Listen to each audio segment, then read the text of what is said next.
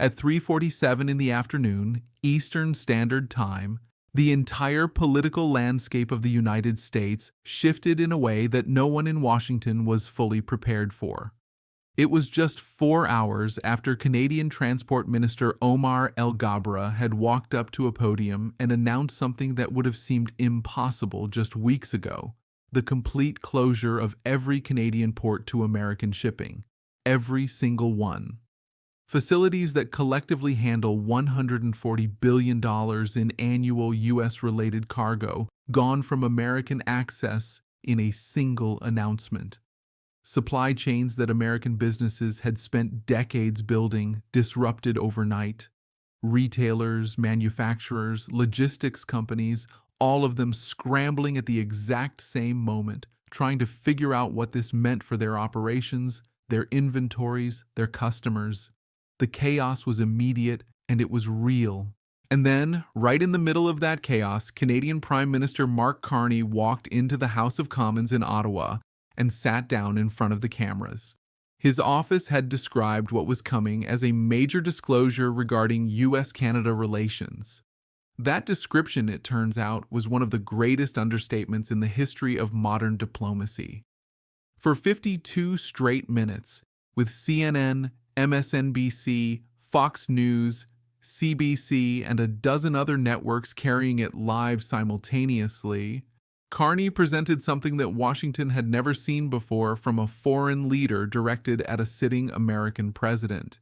He presented evidence, not allegations, not political rhetoric, not accusations made without backup, authenticated emails, recorded phone conversations, witness testimony, physical documents, and he laid it all out, piece by piece, in front of an estimated 180 million viewers across North America, while the White House watched in real time and scrambled to figure out what to do.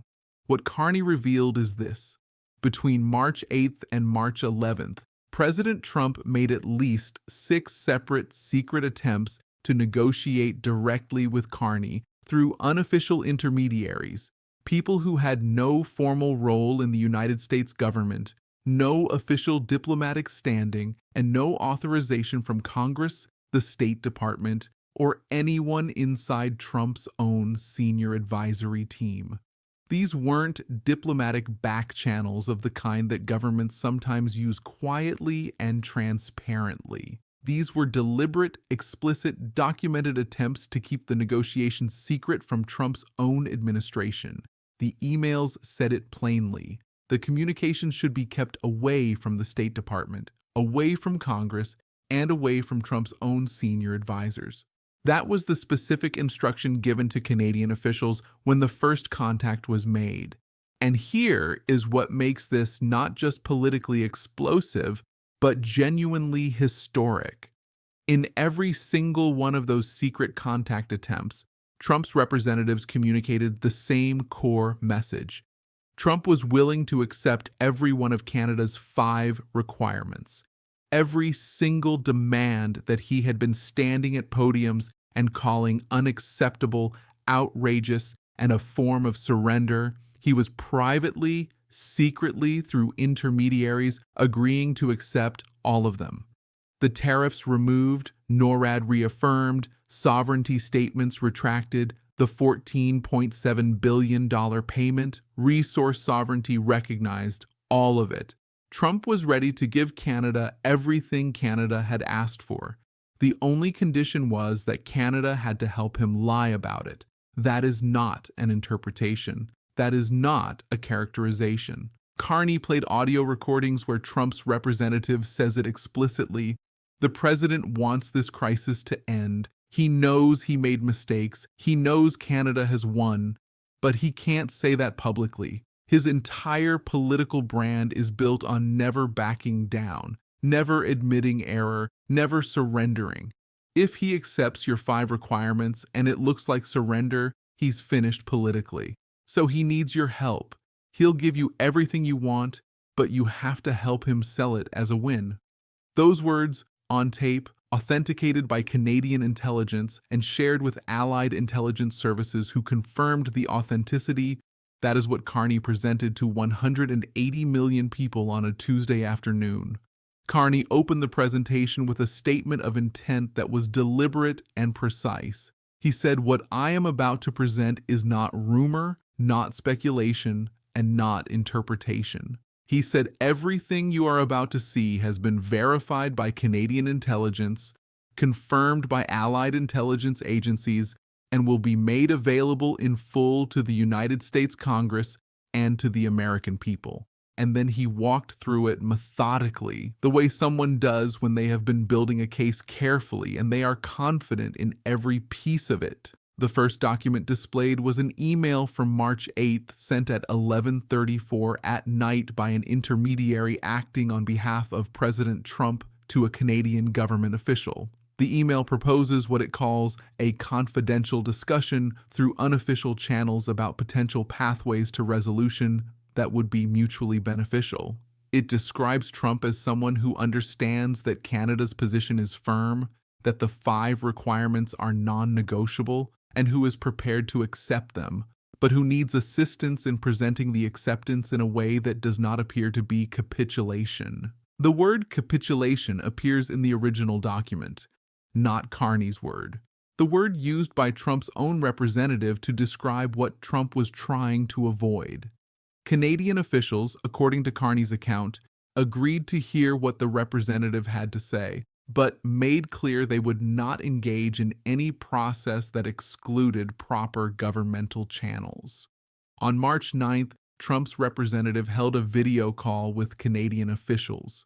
That call was recorded with the full knowledge of all participants, standard practice, Carney noted. He then played portions of it. The voice, identified as a Trump Organization executive who has served as an unofficial advisor to the president, delivers the proposal in terms that leave no ambiguity. He'll accept all 5 requirements: tariffs removed, NORAD reaffirmed, sovereignty statements retracted, the 14-7 paid, resource sovereignty recognized, everything. But when it's announced, you say it was a negotiation where both sides compromised. You praise Trump's deal-making. You say he drove a hard bargain. You give him the political cover he needs to avoid looking weak. After playing that recording, Carney paused and addressed the audience directly. He said, "What you just heard is President Trump, through his representative, offering to accept Canada's requirements, the requirements he has publicly called outrageous and unacceptable, as long as Canada agrees to lie about what actually happened." That framing is important because it's not Carney editorializing after the fact. The evidence is what it is. But then it got worse, because on March 10th, after Canada declined to participate in any arrangement built on misrepresenting the outcome to the American public, a second Trump representative made contact with a modified proposal. This one added a financial element. The second representative, identified by Carney as a lawyer with a long history of work with the Trump Organization, proposed something on an audio recording that Canadian officials found so significant they immediately escalated it to senior government leadership. He said the president needs more than just political cover. He needs a reason to take the political hit of accepting your terms. What if Canada were to make a substantial investment in a U.S. development project that the president has a personal interest in? Call it a goodwill gesture, a sign of renewed partnership, whatever. $500 million invested in a project that happens to benefit the president personally. In exchange, he accepts your 5 requirements, announces it as a deal he negotiated, and moves on. The Canadian official on the recording responds with a question that cuts straight to the heart of what is being proposed. You're asking Canada to pay President Trump personally to accept requirements that the United States Congress has already mandated he accept. The Trump representative pushes back, calls it an investment, not a payment. The Canadian official says, "That's a bribe." And then the Trump representative uses a phrase that will likely appear in impeachment documents. He says, "That's a strong word. Think of it as a facilitation fee. $500 million, a facilitation fee, to the President of the United States." in exchange for accepting terms that Congress had already passed into law and that the president was constitutionally obligated to implement. That is what Canada was being asked to pay. Carney displayed a third document showing a third contact attempt on March 11th, this one from a Republican political operative with direct ties to Trump's campaign. The message was described by Carney as more desperate. It acknowledged that Trump knew he was cornered. It said he'd accept the terms immediately if Canada gave him cover and money. And then it said something that Carney read aloud from the printed message. Name your price for helping him save face.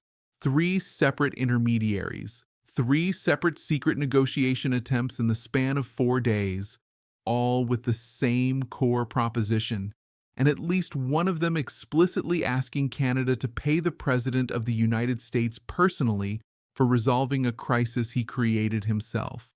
Carney then explained directly why he was making all of this public. His reasoning was straightforward. He said the American people deserve to know that their president has been willing to capitulate to Canada's demands for days. That while Trump was making public statements calling Canada's position unacceptable, his private communications showed he knew Canada was right and was prepared to give them everything. That the public posture was a performance, and the private reality was the opposite of everything Americans were being told. And he said he was making the documents available to Congress so that American institutions could make their own determination about whether laws had been broken. The reaction in Washington during those 52 minutes was, by every account, chaos. White House staff were frantically trying to verify the documents in real time. The chief of staff was on the phone with the individuals identified as Trump's intermediaries. At least 2 of them confirmed they had been in contact with Canada on Trump's behalf. Neither of them denied the substance of what the recordings captured.